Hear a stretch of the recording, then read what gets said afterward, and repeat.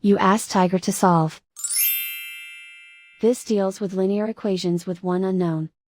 The final result is m equals 1/3. Let's solve it step by step. Group all constants on the right side of the equation.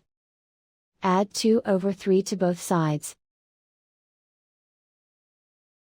Group like terms. Combine the fractions. Combine the numerators. Reduce the zero numerator. Simplify the arithmetic. Combine the fractions. Combine the numerators.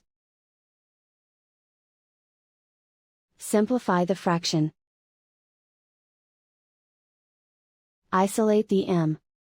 Divide both sides by 3. Simplify the fraction. And so the final result is m equals 1/3.